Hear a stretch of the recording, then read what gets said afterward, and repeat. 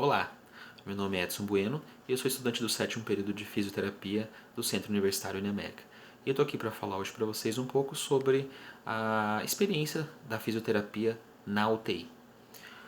Essa sigla UTI quer dizer Unidade de Terapia Intensiva e é uma ala dos hospitais onde pacientes que têm um ou mais sistemas corpóreos descompensados, por exemplo, pacientes que tiveram tiveram que fazer uma cirurgia de revascularização do miocárdio, sofreram um AVE, um acidente vascular encefálico, traumas, por exemplo, acidentes, enfim, uma série de fatores aí. Hoje em dia, essas alas dos hospitais são bem mais clean, são bem mais limpas do que eram aqui em 1948, essa foto. A gente pode ver aqui, essa espécie de caixa aqui, eram os respiradores dessa época, né? Eles achavam nessa época que a parte manual de tocar no paciente podia agravar, né? Hoje a gente sabe que é bem ao contrário, né? Dadas as atenções aí de cuidado, hoje em dia a gente sabe que o certo é a gente tocar no paciente, é fazer um trabalho manual com ele. Então vamos lá. O fisioterapeuta, antes de mais nada, antes de tocar no paciente que está na UTI, tem que tirar o máximo de informações possíveis que ele puder dos aparelhos, né, que estão ali visíveis. Aqui então a gente tem um modelo, né, um modelo que visualiza aqui a parte vital do paciente. Essa parte aqui é a parte do ECG, do eletrocardiograma, tá? Que ela é possível aqui devido à colocação dos eletrodos do paciente. A gente tem aqui nesse monitor também batimentos cardíacos, pressão arterial, a sua saturação de oxigênio, a respiração, a frequência respiratória dele. E aqui nesse modelo a gente também tem a temperatura corpórea do paciente. Existem os outros modelos, por exemplo esse aqui que é um oxímetro digital, né, que já tem o visor nele, porém na UTI, geralmente como tem um monitor grande, geralmente, né, no dedo do paciente vai estar esse aqui, mas também pode acontecer de estar esse outro modelinho. Aqui a gente consegue ver então um monitor respiratório, né? É o aparelho respiratório que controla a parte da oxigenoterapia aqui para o paciente. Nesse monitor aqui, você além de controlar, né, a parte respiratória que está sendo entregue para o paciente, você vai conseguir tirar informações ali se o paciente está, por exemplo, em pressão controlada, em volume controlado, em pressão de suporte, enfim, todas as informações necessárias você vai conseguir nesse monitor. Lembrando que esse aqui é só um modelo, existem outros vários modelos aí. Já nesse aqui a gente vai conseguir visualizar então a parte que controla as drogas do paciente, né? Por exemplo, se o paciente estiver num coma induzido alto, ele vai estar com uma medicação bem alta que vai estar aparecendo aqui, tá? Por exemplo, aqui a gente consegue ver a parte de soro do paciente, né? Se o paciente estiver aí recebendo soro. O estetoscópio, né? Geralmente a pessoa vai ter o particular dela, porém nos hospitais é fornecido aqui um estetoscópio para a gente fazer a parte da ausculta pulmonar. Nesse painel aqui atrás aqui, geralmente, né, tem uma lanterninha ali que é para você poder fazer, no caso, o teste de reação pupilar no paciente. A parte, no caso de alimentação, de nutrição do paciente também é bem importante a gente cuidar.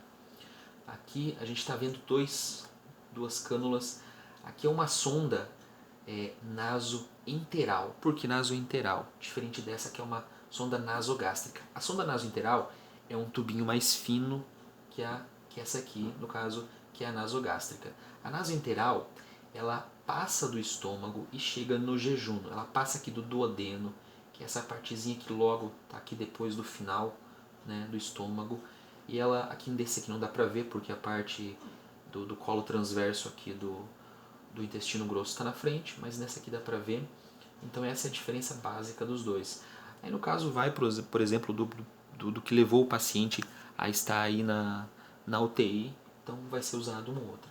Aqui a gente vai então cuidar também se o paciente tem sonda vesical. Aqui, por exemplo, a gente vai cuidar a cor, a coloração das sondas, né? Essa aqui, por exemplo, está com um líquido que a gente vai falar que é uma hematúria, porque está misturado com o sangue. Tá? Quando a gente for, né, para, no caso, tocar no paciente, a gente tem que, lógico, seguir as regras aqui, né, do hospital quanto à limpeza das mãos, o uso de touca, o uso do avental além do jaleco e o uso de máscaras. As máscaras, no caso, tem a diferenciação aí do isolamento do paciente, que pode ser a máscara cirúrgica normal ou a N95, que é um isolamento para gotículas. Essa escala de Glasgow que a gente vai usar para poder classificar o paciente quanto ao coma dele. A escala de Glasgow funciona da seguinte maneira: quanto menor for a pontuação do paciente, pior é o estado dele de coma. Tá? Por exemplo, aqui a abertura ocular, resposta verbal e resposta motora. Se ela é espontânea, se é a voz, a dor, a resposta verbal, se a pessoa responde de forma orientada, confusa, enfim, e a resposta motora, se ele obedece aos comandos, né? Por exemplo, você falar, seu João, o senhor consegue me ouvir? Seu João, o senhor consegue movimentar o braço? São as respostas aí que o paciente vai tentar dar, ou no caso, se ele tiver com um Glasgow bem baixo, que seria o mínimo 3, ele vai estar num coma bem induzido. A escala de Ramsay, né, que é uma escala que funciona ao contrário. Diferente do Glasgow, que quanto menor a numeração, pior o paciente, aqui não. Aqui, quanto maior a numeração, o paciente vai estar num coma mais profundo aqui. No número 6, o paciente vai estar aqui dormindo sem resposta nenhuma. Isso aqui vai estar na parede, tá, perto do paciente. O O2 é o oxigênio que vai ser usado para oxigenoterapia. Aqui é um ar comprimido apenas. Esse aqui é um óxido nitroso, que serve ali tanto como um anestésico para o paciente, como para tratamento das vias aéreas. E o vácuo, que vai ser muito usado pelo fisioterapeuta para fazer a higiene brônquica. Outra coisa que a gente tem que cuidar muito também é isso aqui, a ventilação mecânica invasiva. Por que invasiva? Ela vai estar introduzida no paciente. Tá? Aqui é uma cânula de traqueostomia, ela tem de plástico ou de ferro. Tá? Esse é o tubo que está aqui instalado, que é o tubo orotraqueal com o cuff, esse balonetezinho aqui, que serve para não danificar, né, a traqueia do paciente aí, ou piorar algo que já exista. Aqui é um sistema, é um tubo de respiração com um sistema fechado. Por que fechado? Porque aqui você vai conseguir fazer a aspiração do paciente sem desconectar isso daqui. Tá?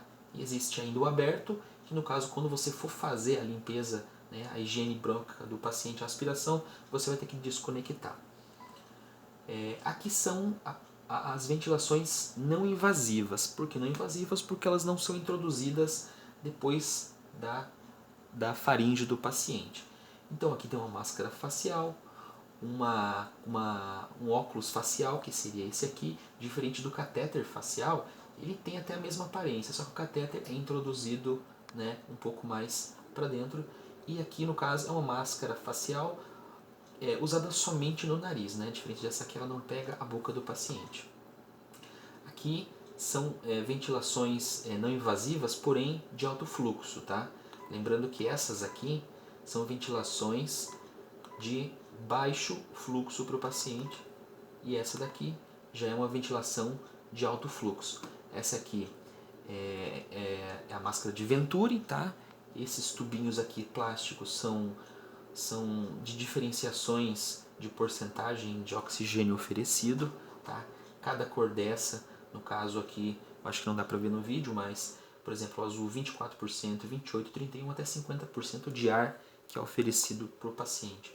Aqui são máscaras de CPAP e BIPAP.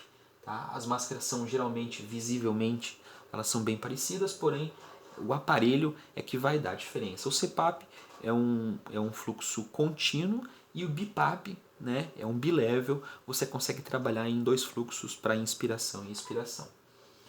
Tá? O que o fisioterapeuta então vai poder fazer com esse paciente lá depois de colher todas aquelas informações? Primeiro, a enfermagem vai nos fornecer isso aqui. O que é isso aqui? Isso aqui é a gasometria.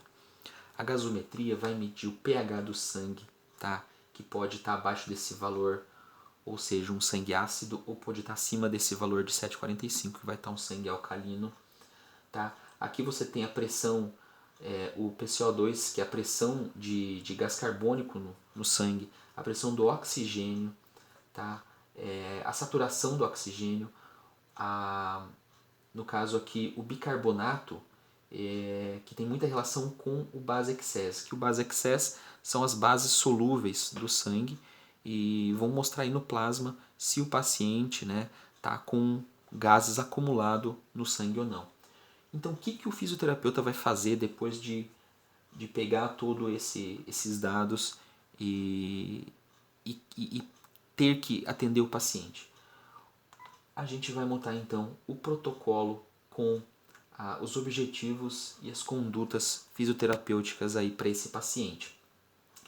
Então o que acontece? O fisioterapeuta tem por função manter a movimentação do paciente, deambular o paciente, tá? É uma das funções do fisioterapeuta, trabalhar a parte respiratória com manobras respiratórias. Aqui, por exemplo, ela está usando um ambu, né, para ajudar aí na parte respiratória do paciente.